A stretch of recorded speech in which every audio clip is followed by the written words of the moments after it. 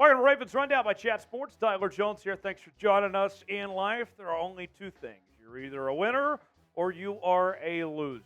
And with the Ravens about a week into training camp so far to this point, we want to take a look at who the winners and the losers are from camp so far to this point. Granted, the pads don't come on till this week, so we'll mostly be looking at what's happened last week to this point. But nonetheless, let's go ahead and get right to it of the winners and losers. Let's start with a winner, and that would be corner Jalyn Armour-Davis making the winners list. And I got to tell you, Jalyn Armour-Davis has looked the part, right? And he looks healthy, which is obviously a big thing, especially as we've talked about the Baltimore Ravens and the injury issues over the last couple of seasons. Obviously, that's a big deal. But for Jalyn Armour-Davis, he looks healthy. He's been a full participant in every practice.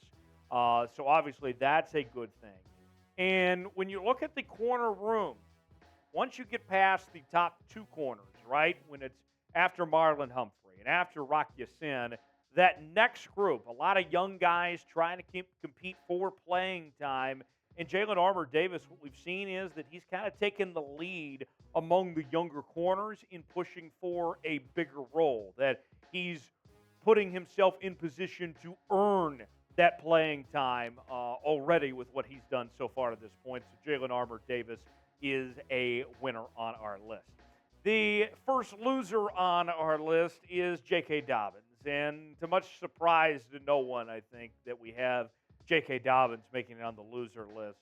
A few things to note to catch up to speed on where J.K. Dobbins has been at this point. Did not practice the first week of training camp.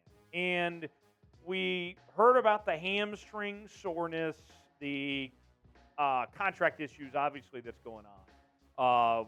He missed, of course, the mandatory minicamp that went on several weeks ago, holding out and with the seeking that new contract. He's kind of trying to figure out two things right now, right?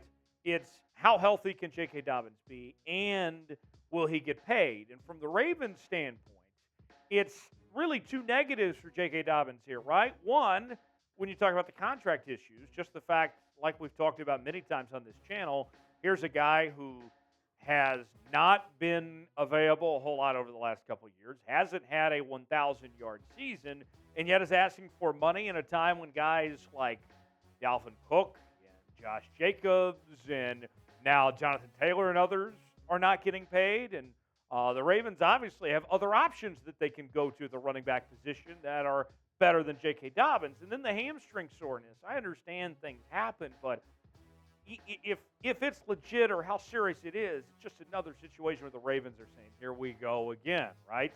And he's not on the field. He's not learning this new offense either under Todd Monken. He needs to be out there. So it's disappointing, to say the least, for the Ravens not to have J.K. Dobbins there. Who's a winner from Ravens training camp so far? This is our pinned comment today. You might get an ad break. If so, take advantage of it and tell us who you think a winner is from camp for your Baltimore Ravens so far. Weigh in the comments section. Give me one name that's a winner for the Ravens throughout camp to this point. Folks, we're getting close to 10,000 subscribers here on Ravens Rundown. About 30 more to achieve that next milestone. And with a free subscription to the Ravens Rundown, you'll get daily news and rumors. We're covering training camp like no one else is each and every day with the latest happenings on this team. We've got breaking news and analysis if they make a move, whether it's a trade, free agency, injury update, whatever it may be. We're going to cover it for you here on the channel. Subscribe now for free. Turn on notifications. You'll be glad you did. Ravens Rundown by Chat Sports. The next winner for the Baltimore Ravens we turn to is tight end Isaiah Likely. And Isaiah Likely really turned some heads last year with what he was able to do in particular in the preseason, but then some flashes at times in the regular season as well.